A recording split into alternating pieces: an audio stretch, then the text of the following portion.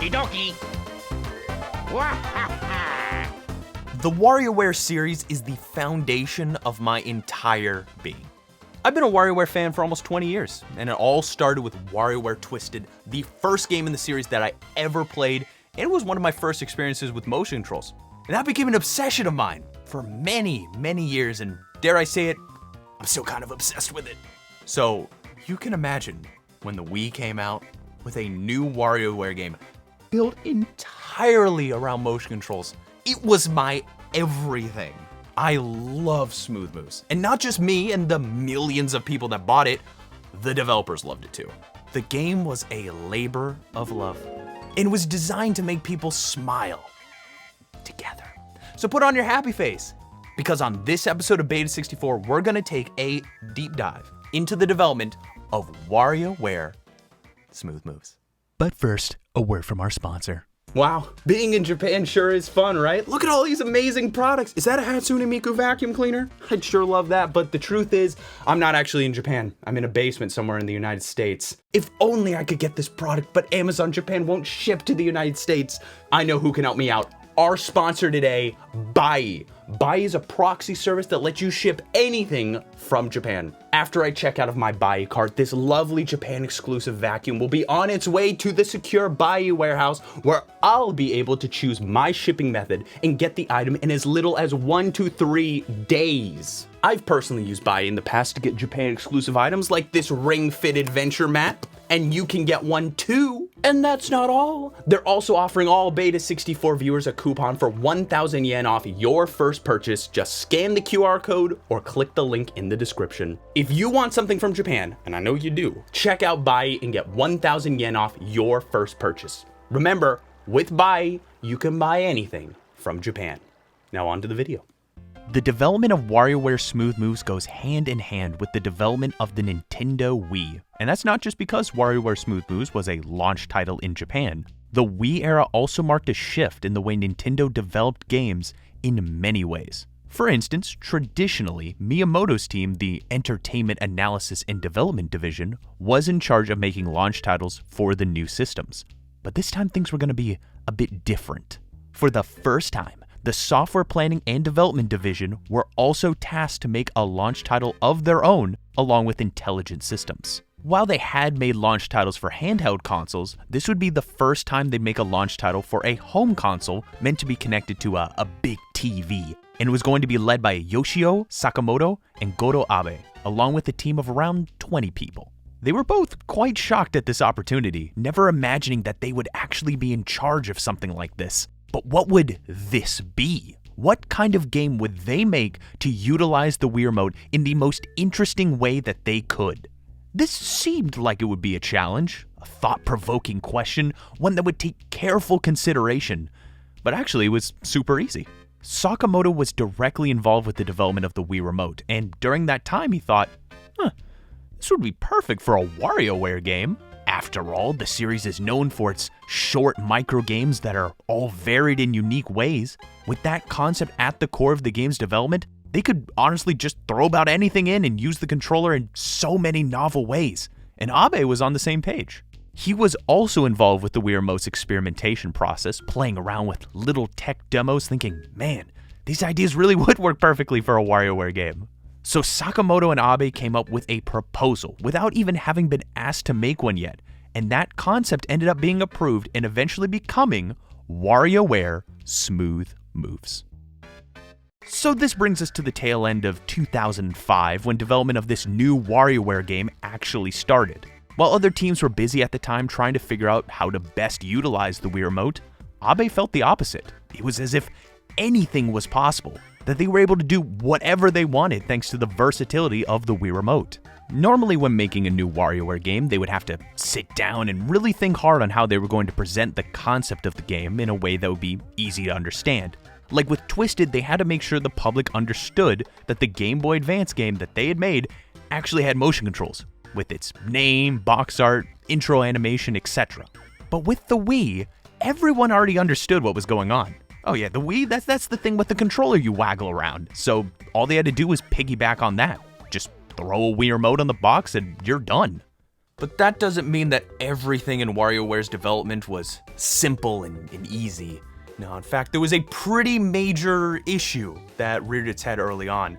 See, the general public already understood that the Wii was a motion-controlled console, that the Wii remote needed to be wiggled and waggled for most games. But trying to explain to the player that, no, for this micro game, you don't do it like this, you do it like this. Yeah, it's gonna be a bit difficult to explain that when the games last literally seconds.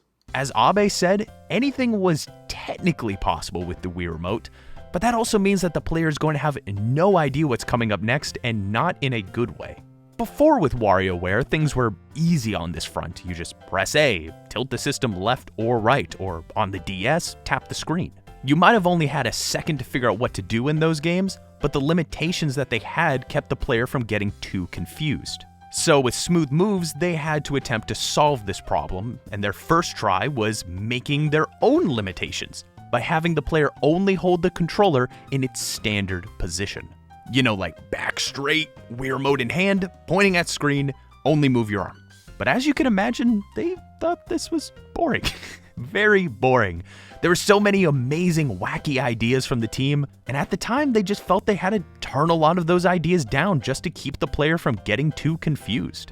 Okay, but what if we did it where players held the Wii remote in different ways per stage? Like the Wario micro games would only be pointing at the screen, holding it normally, while all of Mona's games were played holding the Wii remote vertically. It's better, but it's just still too limiting. It sucked out so much potential fun. But then, an epiphany. What if we just took a second to tell the player exactly how to hold the Wii remote before the microgame started with a limited number of curated poses? Then they could get as wacky as they wanted within those boundaries that were still varied enough to keep the player engaged. Those ideas the team had from before, yeah, now they were back on the table. Now, what better way to tell people how to do these forms than to show them, with illustrated instructional cards before each microgame.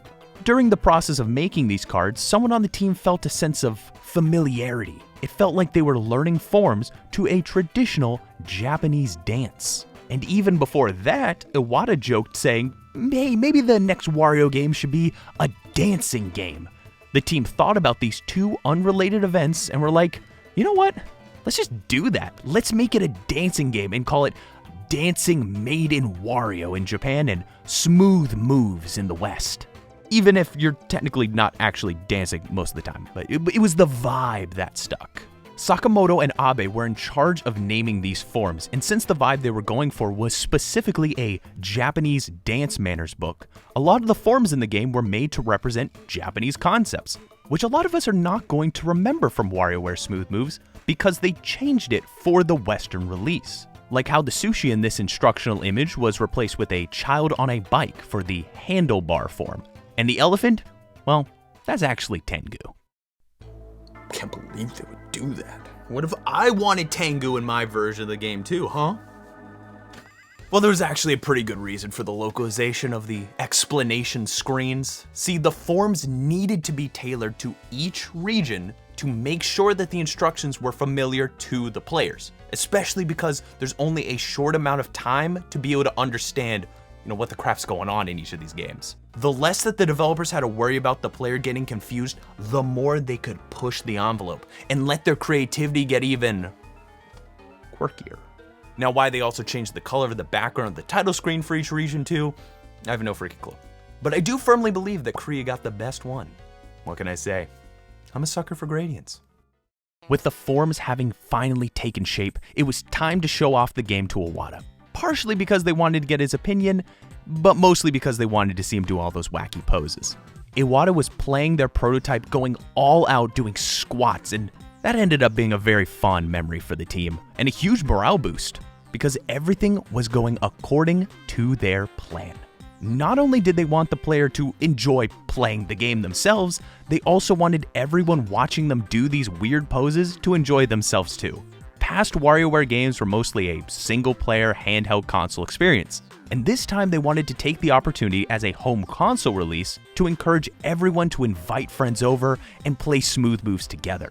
And since it only required one Wii Remote, it was one of the few multiplayer experiences on launch day that everyone could try without buying new controllers. To me, it was the definitive party experience for the Wii at the time. Made in Wario. At this point in development, forms had become the foundation of WarioWare smooth moves, and the team had a funny, quirky idea. What if they renamed the Wii Remote and called it the Form Baton? We'll have a Wario find it in a temple, treat it as if it's a relic and not a new piece of hardware. This ended up making it into the final game, but back then it was very unclear whether that idea would even be possible. After all, Nintendo's marketing team was hard at work getting the general public used to the idea of this new controller. Calling it something different in a launch title could cause some confusion. Would Iwata not want us using a different name for the Wii Remote? Well, let's give it a shot anyway. They presented the idea to Iwata, who took note of how serious they were about this silly little name. And in the end, he took a look at the game again and found himself also in favor of the name change. They were given the go-ahead, and the rest, as they say, is history. As you can see, a lot of development time was spent just getting all those different forms figured out. But what about the micro games, the bread and butter of the WarioWare series? The final version of Smooth Moves has over 200 micro games, and while that might seem like a lot, there was originally over 1,000 ideas at one point. That's because Sakamoto told everyone on the team that if anyone had an idea, they were free to sketch it out and present it. The whole development process was very free form. That was just how WarioWare games were developed at the time. In fact, it was so free form that other departments making other games would pop into their office to present their own ideas for microgames too. You know what? I think this is a good time to actually explain the process of how microgames got made for WarioWare Smooth Moves. First, if anyone had an idea, they were allowed to produce a storyboard showing how the microgame would work. So that means there was over 1,000 storyboards hanging around the office, some extremely detailed, others quickly scribbled on post-it notes and stuck to the wall. Now, of course, some of them ended up being nearly identical to others, so there weren't 1,000 completely unique ideas, but still, it was a lot. So the next step was narrowing down that number to just around 200, which was the standard for WarioWare games at the time. They had to be different enough from each other, but they couldn't be so completely out there that the player would have no idea what to do. They needed to strike a nice balance with all the microgames. And once the storyboards had been narrowed down, it was the programmer's job to actually make them. So every so often, a programmer would walk into the office, look around for a microgame that would be easiest to make, take the storyboard with them, and make it. Now, don't get me wrong, there were difficult ones that needed to be made, ones that required a considerable amount of time and effort to get working. See, the Wii Remote doesn't have built-in functions to handle all the quirky situations the programmers needed to detect for the microgames. For example, you cannot ask the Wii Remote, hey, is this player doing a hula hoop motion? Instead, the programmers needed to take whatever data the Wii Remote had and use that. To give more specific details, the Wii Remote has a 3-axis accelerometer that gives you X, Y, and Z coordinates. The programmers took that information and built functions that translated those numbers into whether or not the player is swinging their hips correctly enough to complete the microgame. They had to make all of this from scratch, and I personally was blown away by how accurate it could be at the time. And when the game was finally shown to the public, people seemed to agree. It's so sensitive, it's so precise. It's a fantastic experience. The first time that the public got to both see and play WarioWare Smooth Moves was at E3 2006, and we have a lot of high-quality E3 footage of this demo thanks to a little trend at the time called selling DVDs filled with E3 footage. Might seem a little strange now, but it made sense back then. I mean, in mid-2006, YouTube was literally just starting to grow as a platform, and they didn't add 480p for like a couple years later. Not to mention, max 10-minute length video. DVDs, on the other hand, no problem handling hours of crisp 480p video. Not to mention, they last forever and are indestructible. So you're telling me I could be looking at E3 footage like this on YouTube, or I can pay a few bucks and get footage that looks like this. Now you see the market for this. Quite a few news outlets offered DVDs from E3 throughout the early 2000s before the idea of buying E3 footage slowly died off over the years. But luckily, not before E3 2006, because we're going to be looking heavily at GameCube Cafe's E3 2006 DVD, which was sold through eBay starting on May 20th, 2006 for $9.99.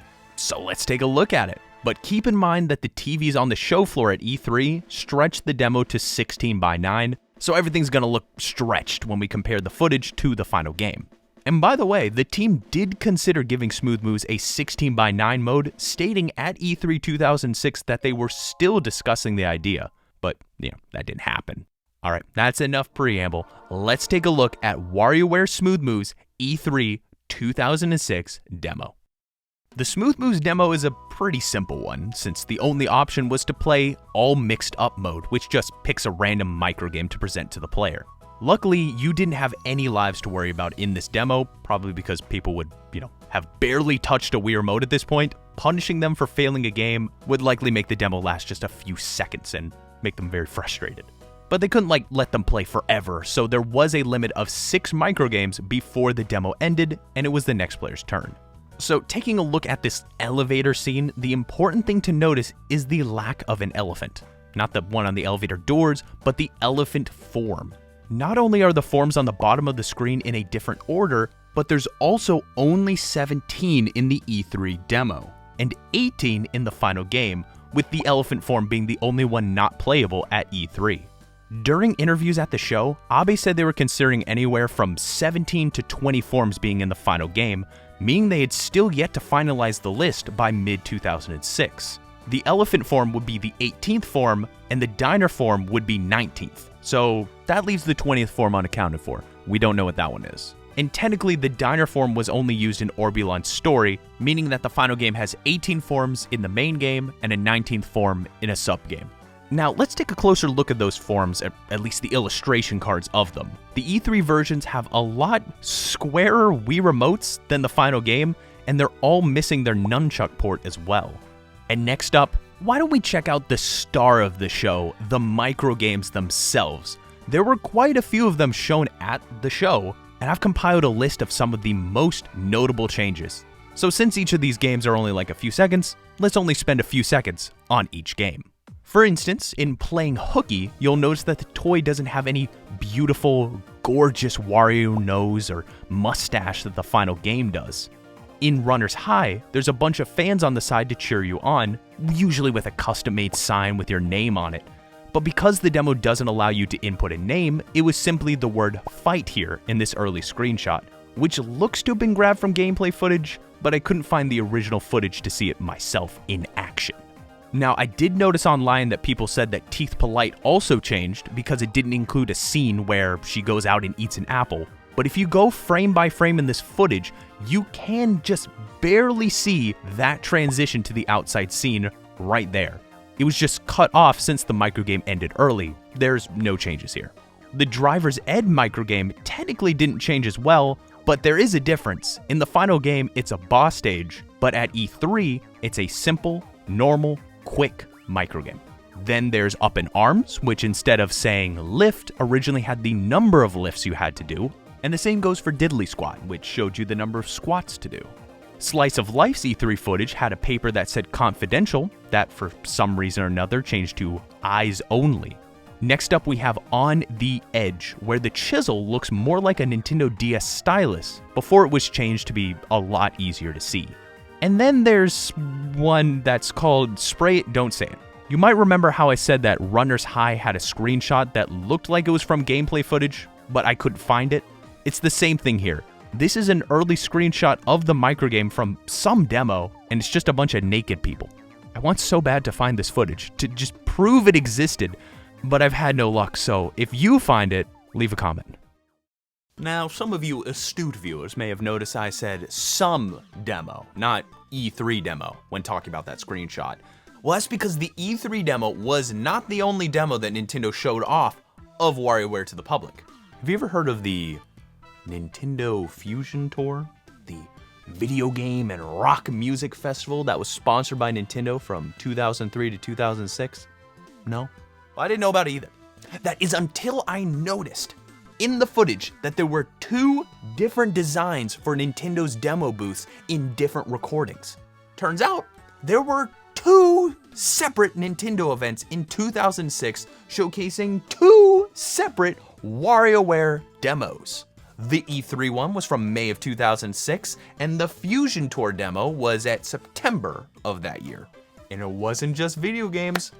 Reliant K, Hawthorne Heights, Emery, Plain White Tees, and The Sleeping. Basically, you got to enjoy live music and pre-release video games all in one night. And funny fact, they had one on my birthday, within driving distance of where I lived at the time. I had no idea.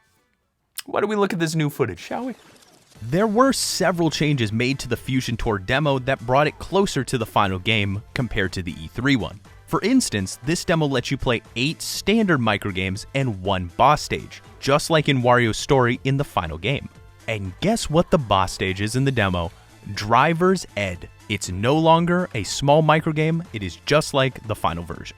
The form cards are also closer to their final versions, with rounder Wii remotes that now have a nunchuck port. Well, okay, there is one form card that is different. It's the Big Cheese one, which includes more details in places that they eventually decided to remove from the illustration. Now, come with me on a little journey. While I was reviewing all of this Nintendo Fusion Tour footage, I couldn't help but notice that something felt off. Specifically with the form list on the bottom of the screen. 1, 2, 3, 4, 5, 6, 7, 8, 19. 19! There are 19 forms shown in this demo, but there are only 18 in the final game. But the footage is so incredibly blurry that it was impossible to tell if I was even counting right. Until I finally found some higher quality footage from the tour, and yes, confirmed there are definitely 19 forms here. Then what in the world is the 19th? Let's zoom in. More? Okay, I still can't tell. It kind of looks like the diner form, right? Maybe it would make sense, but the players at the show didn't have a nunchuck. And besides, the boss stage requires you to hold a single remote in both hands. It isn't possible. It isn't possible to do the diner form when playing this demo. Is it really the diner form? Am I mistaken? I was distraught, pacing back and forth, trying to find anything higher quality, and nothing. Would there be no way to know the 19th form? Wait, what's this? It's unused icons for all mixed up, for both the left and right hand positions. Inside the files of WarioWare Smooth Moves, I finally found the answer to my search. What was the blurry icon from the demo? It was this one here, the diner form. Even though it wouldn't be possible to do the form, it was still listed on the bottom of the screen in the Nintendo Fusion Tour demo before being removed. I can finally rest. Oh, sorry. I was just thinking about all those fantastic memories I have of WarioWare from my childhood. To me, it really was the definitive Wii experience. It's crazy that they were able to get the game so right out of the gate. Of course, it wasn't all smooth sailing. There were concerns on the player getting confused and narrowing down 1,000 microgames. Yeah, it was a bit of a challenge. But looking back over the entire development process, Sakamoto found that not only did a majority of things go smoothly, but even more importantly, everyone had a lot of fun making the game, and I think it shows. Hey, hope you enjoyed the video, but the fun's not over yet. Check out the Patreon and you can see a behind-the-scenes look at this video you just finished watching, plus exclusive new content every single week. And you can even get your name over here with these lovely producers. So support Beta64, get that content, and I'll see you next month.